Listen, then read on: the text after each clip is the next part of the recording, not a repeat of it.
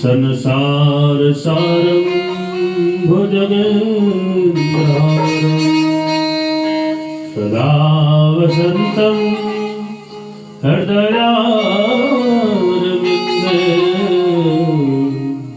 भवं भवानी सहितं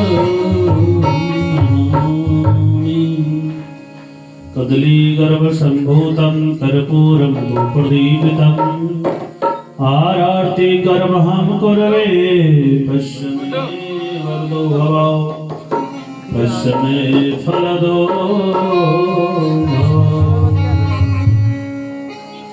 बोल वृंदावन बिहारी लाल की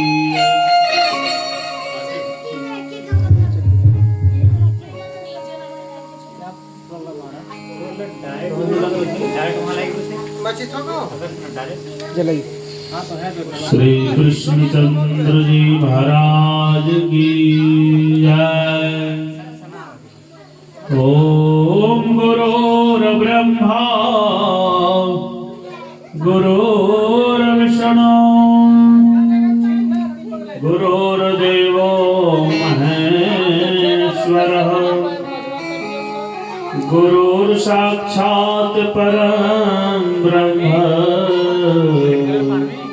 तस्मै श्री गुरुवे नमः। प्रेम से माताएं बहनें अपना स्थान ले लेगी और ध्यान पूर्वक श्रद्धा पूर्वक कथा को श्रवण करें। ओम अखंड मंडलाकारं व्याप्तमनेन चराचरम् तत्पदं दर्शितं येन तस्मै श्री गुरुवे अज्ञानतिमिरान्धस्य ज्ञानाञ्जनशलाकया चक्षुरुन्मीलितं येन तस्मै श्री गुरुवे नमः। श्री सीतानाथ समारंभां श्री रामानंदार्य मध्यमाम् अस्मदाचार्य पर्यन्तं वन्दे श्री गुरु परंपराम्। सच्चिदानंद रूपाय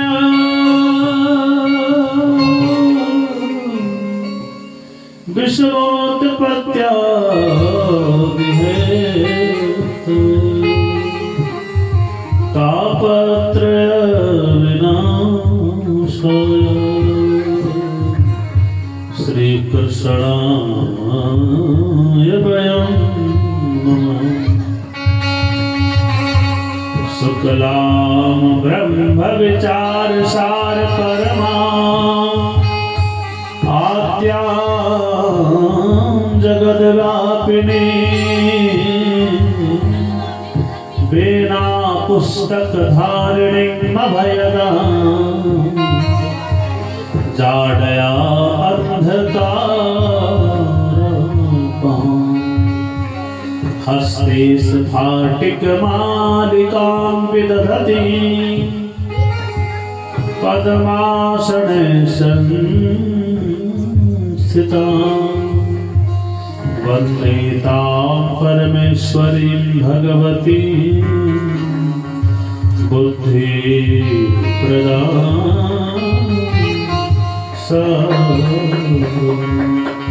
वृंदावन बिहारी लाल की जय। कृष्णचंद्र जी महाराज की जय। श्री राधे रानी की जय। श्याम भावरे सरकार की जय।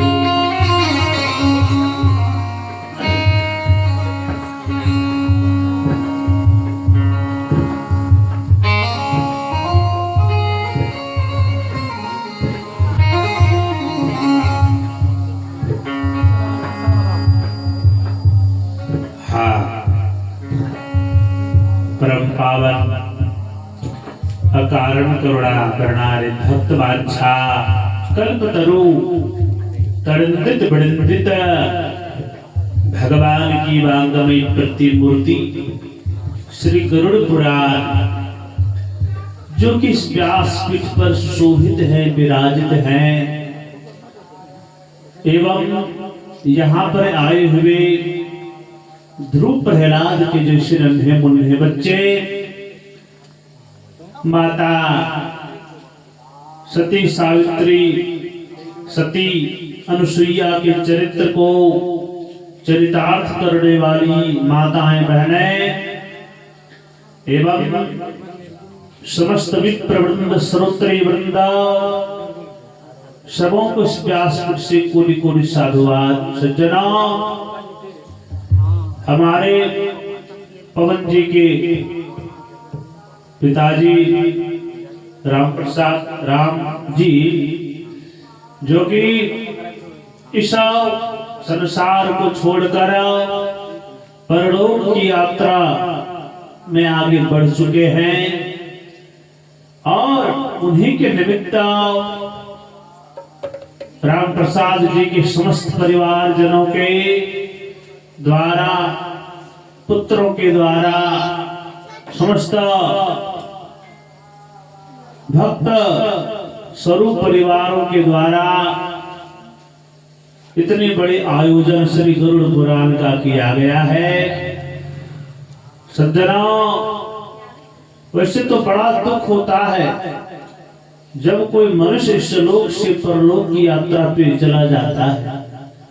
कमी तो खलती ही है और उस कमी को कोई पूर्ण नहीं कर सकता, क्योंकि जो लगाव था, जो प्रेम था उनके पुत्रों को अपने पिता के प्रति, जो मन में श्रद्धा थी, आज के बाद फिर वो दर्शन नहीं देंगे, क्योंकि संसार से जो जाता है तो दोबारा कभी नहीं लौटता है। और इसलिए सज्जनों, यही तो प्यार है, यही तो सच्चा प्रेम है, यही तो माता पिता का ऋण है। आज इनके ऊपर से माता पिता का ऋण दोनों से मुक्त हो गए। मनुष्य जन्म लेता है तो देव ऋण, पितृ ऋण, ऋषि ऋण, इस सब ऋणों से वो युक्त होता है। ऋण माने कर्ज होता है, इसलिए पितृ ऋण, क्योंकि आपके पितरों के प्रति जो श्रद्धा होनी चाहिए, माता पिता ने जन्म दिया, उसके लिए आपने क्या किया? माता पिता ने, वही आपकी माँ ने 9 महीने तक पाला, लहू से सींचा, उसके बदले में वो क्या मांग रही है?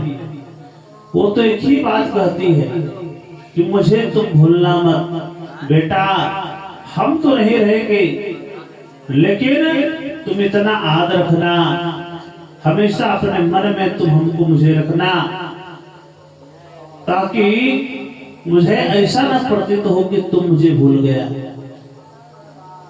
और भले वो संसार से चले गए राम प्रसाद राम जी, लेकिन उनके परिवार लोग उनको कभी भूल नहीं पाए। सज्जनों, इतना बड़ा गरुड़ पुराण का आयोजन क्यों हुआ? सब कुछ हम लोग श्रवण करेंगे। सर्वप्रथम भगवान का नाम संकीर्तन करेंगे बार, फिर उसके बाद हम लोग आगे बढ़ेंगे। प्रभु की इच्छा अनुसार माता बहनों से भी आग्रह होगा, प्रेम पूर्वक बैठे और इधर उधर जो बैठे हैं सो वहीं आकर बैठे, क्योंकि कथा की गरिमा है और सम्मुख क्योंकि सन्मुख हो ये जीव मोहि जब ही जन्म कोटि यघनाशम तब। भगवान क्यों बोले ऐसा, गोस्वामी जी क्यों लिखे सन्मुख? इसलिए कहता है नजर से नजर मिला के बात करो, क्योंकि सच्चाई जब रहेगा वो नजर से पता चल जाएगा। आंखें बता देती है कि आप झूठ बोल रहे हैं, किस आंखें बता देती है आप सच बोल रहे हैं कि झूठ बोल रहे हैं।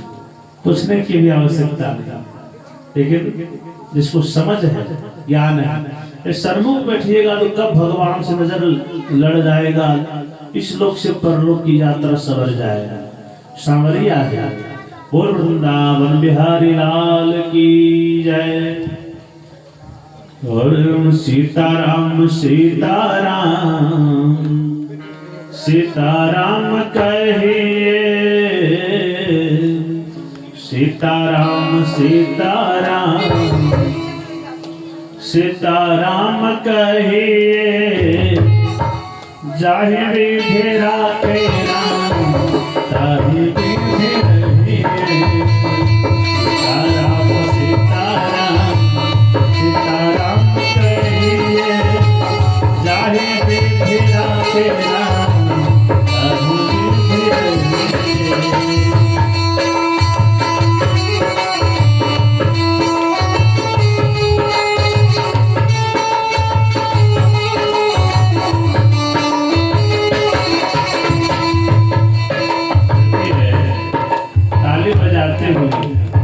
श्रद्धा प्रेम के साथ क्या कहना है, भगवान का भजन यदि आप कर रहे हैं तो मुख में हो राम नाम, राम से हाथ में।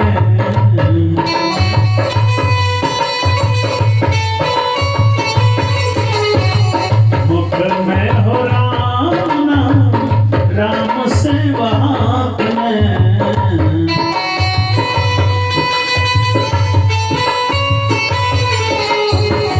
तू अकेला नहीं करे, राम तेरे साथ में।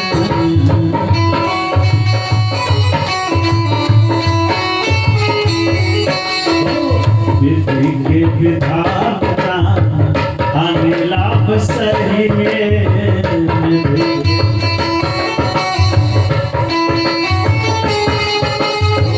चाहे विधि राखे राम, चाहे विधि रहिए।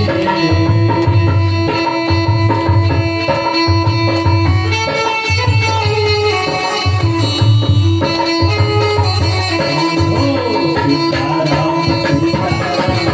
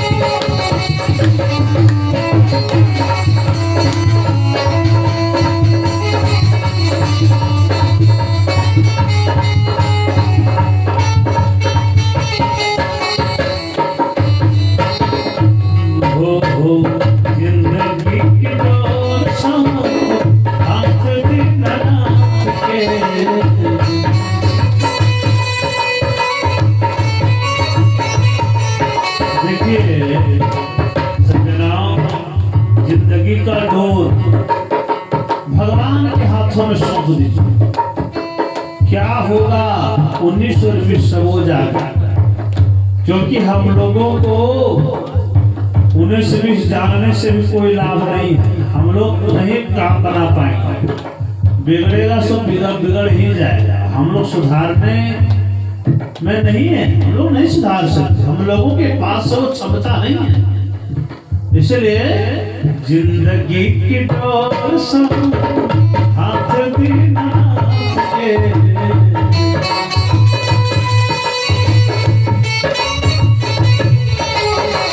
महलों में राखे चल झोपड़ी नवास दे।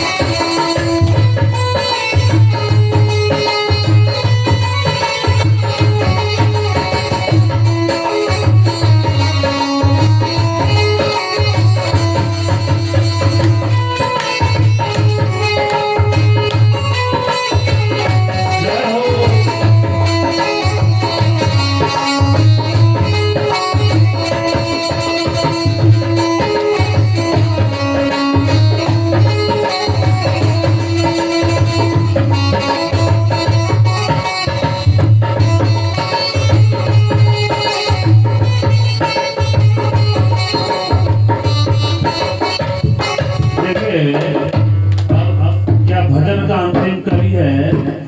हम लोग दुखी क्यों होते हैं? तो हम लोग संसार के वासियों से आशा रखते हैं, अपने कुटुंबजनों से, अपने संसार के आस पड़ोसियों से।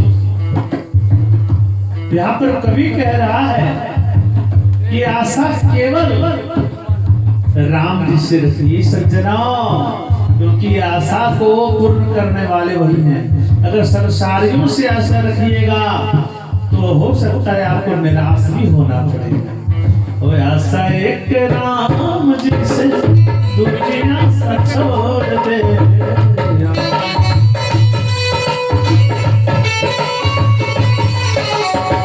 आशा एक राम जी से दूसरी आशा छोड़ दे।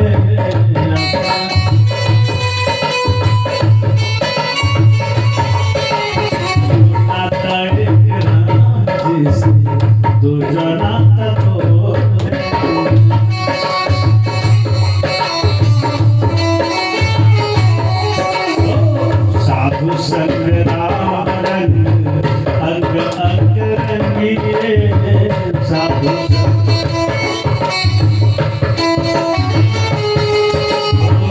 जाए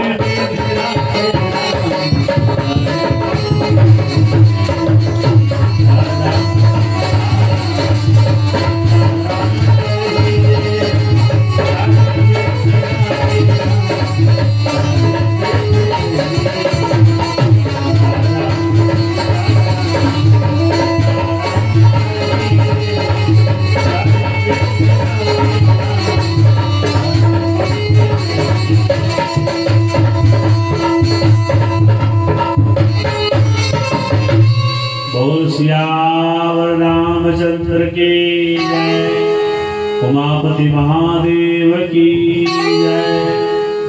सज्जनों, आइए हम लोग भगवान की कथा की ओर आगे बढ़ेंगे। और सज्जनों, सबसे पहले हम लोग श्रवण करेंगे कि आखिर गरुड़ पुराण है क्या, क्यों इसको श्रवण करनी चाहिए, क्यों श्रवण किया जाता है, क्या इसका श्रवण करना आवश्यक है। अच्छा, आपको 4 किलो सोना चांदी पहना दिया जाए और भोजन नहीं दिया जाए तो बताइए आपको कैसा लगेगा? हम कहिएगा भले खोल लो, लेकिन 2 दिन हो गया भोजन तो पहले। क्यों भोजन मांग रहे हैं आप? क्यों आपको लग रहा है कि भोजन के बिना सब कुछ फालतू है? क्योंकि वास्तविकता वही है जो आपको लग रहा है। तो शरीर के लिए भोजन आवश्यक है, और उसी तरह से जनाओ तो मन के लिए भजन आवश्यक है। मन तो देखिए, मन का पेट कोई भर नहीं पाया। मन को आप संतुष्ट नहीं कर सकते, कोई नहीं कर सका है। देवराज इंद्र की पदवी पर बैठे हैं, लेकिन उनको भी लग रहा है शायद खतरा है, 5 साल का ही बताइए इंद्र बनकर बैठा है, फिर भी संतुष्ट नहीं। तो सज्जनों, मन के लिए जो भोजन है वो भजन है। भजन करिएगा, कीर्तन करिएगा, कथा श्रवण करिएगा, तभी आपका मन प्रसन्न रहेगा। और सुखी वही है, कोई तन दुखी कोई मन दुखी, कोई धन बिन रहत उदास, थोड़े थोड़े सब दुखी, सुखी राम के दास। सज्जनों, सब दुखी है, कोई तन दुखी कोई मन दुखी। किसी को अब बताइए महाराज नौकरी है, 2 लाख महीना आ रहा है, लेकिन महाराज ऐसा बीमारी है जो कि 50,000 से 70,000 दवाई में ही जा रहा है महीना। अब बताइए, उसको कहिएगा मास्टर जी या प्रोफेसर जी, आपसे बड़ा सुखी कौन है? 2 लाख महीना आ रहा है, हम लोग को तो 20,000 का भी ठिकाना नहीं है। अब वो क्या कहेगा महाराज जानते हैं? वो एक ही बात कहेगा कि भैया क्या कह रहे हो, कोई जीवन है? अरे मेरा भरोसा में इतनी भयंकर बीमारी से जूझ रहा हूं, ये कोई सुख है? वास्तविक सुख तो तुम्हारे पास है, जितना है उसी में तुम संतुष्ट हो। तो सज्जनों, कोई सुखी नहीं है, कोई मन दुखी। किसी के पास कुछ नहीं तो चाहता बहुत कुछ है, और जिसके पास बहुत कुछ है वो तो और भी बहुत कुछ चाहता है, वो भी सुखी नहीं है। कोई धन बिन रहत उदास, थोड़े थोड़े सब दुखी, सुखी राम के दास। राम का दास कभी न होवे उदास। सुदामा जी के पास कुछ भी नहीं था, लेकिन उनको दरिद्र भगवान नहीं बोले। सुखदेव जी महाराज सुदामा जी को प्रशांत आत्मा जितेंद्रिय, बहुत बड़े प्रशांत आत्मा जितेंद्रिय, वृत्त इंद्रियार्थेषु, लेकिन सुशीला उनकी पत्नी को दरिद्रा कह दिया। क्यों भैया? जब पति रहे मास्टर तो पत्नी मास्टरायन अपने आप हो जाती है, पति रहे डॉक्टर तो पत्नी डॉक्टर नहीं हो जाती, उसको डिग्री लेने का जरूरत नहीं है। पति रहे मुखिया तो मुखिया स्वयं हो जाती है। तो सुदामा जी को बहुत बड़े धनवान और सुशीला को दरिद्रा क्यों कहती है? महाराज आखिर समझिए, दरिद्र है कौन? को दरिद्रो, जो असंतुष्ट है वही दरिद्र है। सुदामा जी के पास कुछ नहीं था, लेकिन चाहते भी कुछ नहीं थे, भगवान से कुछ मांगे ही नहीं। और सुशीला के पास भी कुछ नहीं है, लेकिन वो चाहती बहुत कुछ। इसलिए सुखदेव जी दरिद्रा बोलते। भिक्षुक और भिखारी में बस एक अंतर है, क्या? भिक्षुक के पास कुछ नहीं है और चाहता भी कुछ नहीं है, जो मिल जाए भोजन कर लिया, नहीं मिला था भोजन में भजन करो। अब भिखारी के पास कुछ नहीं है, लेकिन चाहता बहुत कुछ। तो भिक्षु भिखारी में ये अंतर है। तो सज्जनों, शरीर के लिए भजन आवश्यक। किसी ने प्रश्न किया कि सुदामा जी ऐसे ब्राह्मण देवता को भगवान इतने प्रेम, इतने ज्यादा धन दौलत कैसे दे दिए, कौन सा कर्म किए थे सुदामा जी प्रत्येक दिन भोग लगाते थे भगवान। आप भोजन करते हैं, हम लोग करते हैं, मिस्टेक हो जाती है, तो कभी बहुत सारे लोग नहीं लगाते हैं। तो सुदामा जी प्रत्येक दिन भोग लगा के खाते थे। अब किसी ने प्रश्न किया सुदामा जी के पास था ही क्या जो भोग लगाते थे महाराज? बोले सुदामा जी का कुल पूंजी था वही 2 मुट्ठी चावल, किसी दिन 1 मुट्ठी कुल पूंजी।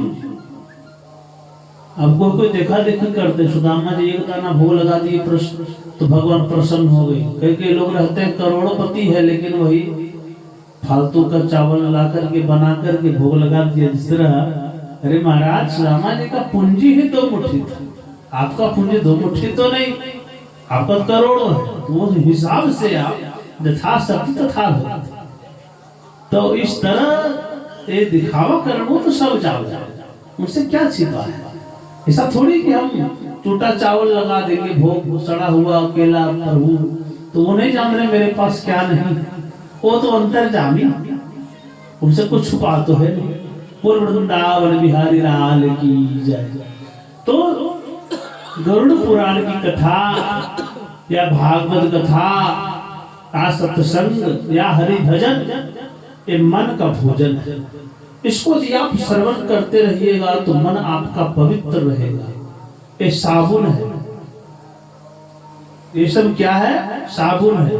बाहर का तो साबुन लगाइएगा साफ हो जाएगा, लेकिन अंदर का जो मन का मैल है कैसे हटेगा? यही सब भगवान की कथा से, भगवान के चरित्र से वही साबुन लगाना है। बोल वृंदावन बिहारी लाल की जय। सज्जनों, गरुड़ पुराण की कथा क्यों श्रवण करनी चाहिए? जो पुराने श्लोक से गए हैं स्वर्गीय राम प्रसाद राम जी, उनको जमलोक के मार्ग में जमदूतों के द्वारा कोई दुख न पहुंचे, उसी के लिए गरुड़ पुराण कथा करवाई जाती है, भागवत कथा करवाई जाती है। तो क्या यहाँ सब लोग बैठे हैं वैसे नहीं बैठे? कोई फायदा आप लोग को नहीं? फायदा है महाराज, क्या फायदा है? तो फायदा ये है कि उनको तो भाई साहब वहां भी मिल गई, लेकिन आप लोग यहाँ पर बैठे हैं तो आप लोगों को भी मिल रहा है, क्योंकि वहां तो कथा है नहीं। उनके सुपुत्र थे इतने सुंदर तो कथा करवाई। हो सकता है आगे का समय घोर कलियुग का तो दृश्य दिखाई पड़ रहा है, कोई जरूरी नहीं।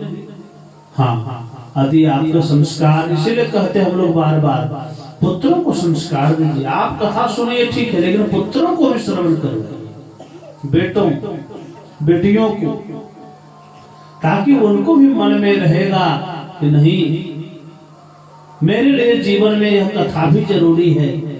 हम लोगों के परिवार के सदस्य, उनके लिए कथा हम भी करवाएंगे। कोई जरूरी नहीं कि चला जाए तभी कथा होती है, यहाँ रहते हुए भी जग करवा सकता आदमी। श्रीमद् भागवत कथा, श्री रामचरितमानस कथा 100 जग जो पूरा कर लेता है वो इंद्र बनने का ताकत रखता है। 100 जग जो पूरा कर लिया, 99 जग जब कर चुके थे दत्तराज बलि, 100वां जग जब कर रहे थे वामन भगवान आ गए परीक्षा ले। हाँ महाराज 3 पग भूमि मांगे, बलि हंसने लगा, क्या मांग रहे हैं? एक तो वामन इतना छोटा सा रूप है और 3 पग भूमि।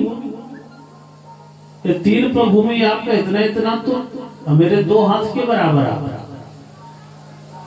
वामन भगवान बोले दत्तराज बलि हमको 3 ही पग चाहिए, ज्यादा हमको लेना भी नहीं है, क्योंकि ब्राह्मण को, गुरु को, आचार्य को उतना ही लेना चाहिए जितना उसको जरूरत हो। नहीं महाराज, आप चल के जाइए जहां तक जाइएगा और 1 वर्ष तक चलते रहिए। दत्तराज बलि कोई छोटा मोटा दान नहीं था, चलते रहिए 1 वर्ष तक, जहां तक जाइएगा वहां तक आप।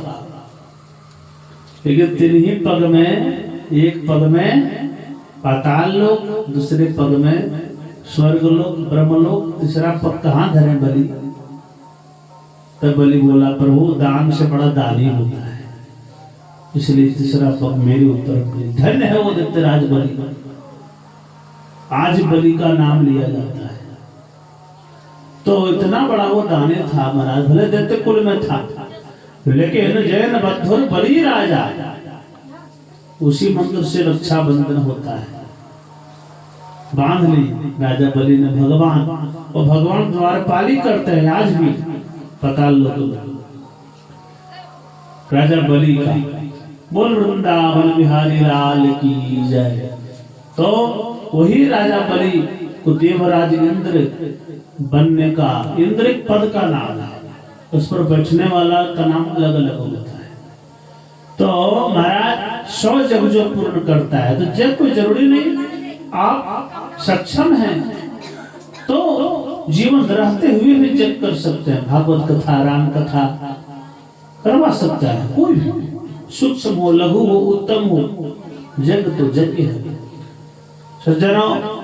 तो इसलिए गरुड़ पुराण की कथा इसलिए श्रवण करवाई जाती है, क्योंकि उनको जमदूतों के द्वारा दिया जाने वाला ताड़नाओं से मुक्ति मिले, और यहाँ उनके परिवार जनों के पाप भी क्षय हो जाए।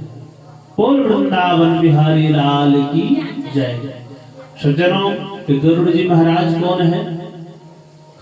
बोले कश्यप ऋषि जो थे, एक बार ध्यान में मग्न थे महाराज, और उसी समय वहां पर उनके पास उनकी अन्य पत्नियों में से बिनता और कद्रू आई, और आकर बैठ गई, चरण दबाने लगी, सेवा सत्कार करने लगी। कश्यप ऋषि कुछ समय के बाद उनका ध्यान जब टूटा, वो बोले देवी क्या बात है, क्यों बैठी हुई, क्या कारण है? बोली महाराज हम लोगों को पुत्र चाहिए। अच्छा हम महाराज आज तक हम लोग जी रहे हैं, लेकिन पुत्र सुख की प्राप्ति नहीं हुई है, हम लोगों को संतान चाहिए। कश्यप ऋषि बोले अवश्य संतान होगा देवी, क्यों चिंता करती हो, कितने संतान चाहिए? तो कद्रू बोली महाराज मुझे 1000 पुत्र चाहिए। कश्यप ऋषि बोले 1000? जी महाराज। उनको 1000 अंडे के रूप में, आशीर्वाद के रूप में दे दिए महाराज, और उसी अंडे से सर्पों की उत्पत्ति हुई। प्रभु बिनता बोली महाराज 1000 पुत्र के बराबर मुझे 2 पुत्र चाहिए।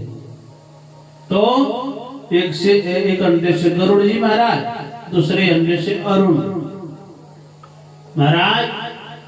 दोनों जब अंडे लेकर घर आए, कद्रू के पुत्रों की उत्पत्ति हो गई समय रहते हुए, अच्छा समय पर हो गया सर्पों की उत्पत्ति।